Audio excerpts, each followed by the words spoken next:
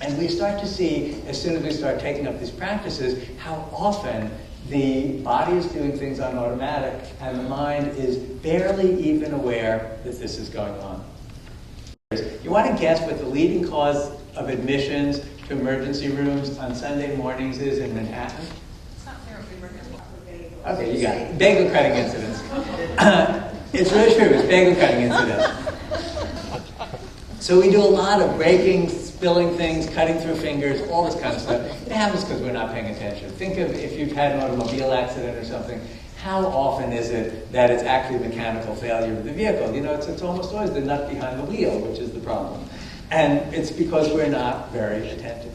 It's not about forgetting your zip code. It's not about getting the thought stream to shut up. It is very unlikely that it's going to shut up, short of very intensive retreat practice over a long period of time. Rather, it's about developing a different relationship to the contents of the mind, about being able to see them arising and passing, seeing how some of them create suffering, some of them alleviate suffering, but not about getting the thing to shut up. It's also not about becoming emotionless. This is the unspoken fantasy of many folks who take up these practices.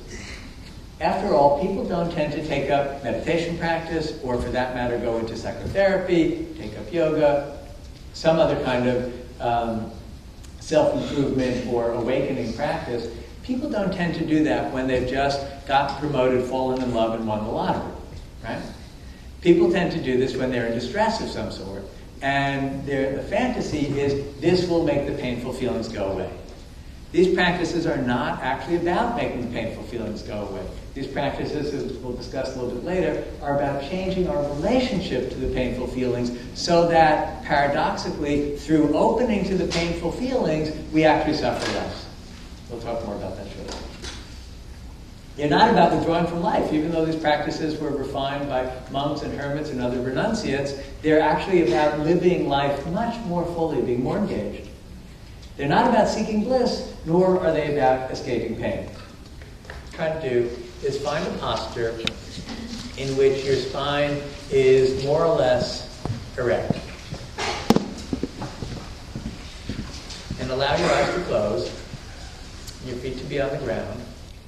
And we're going to use the breath as an object of awareness. Simply as something to pay attention to bring our minds into the present moment.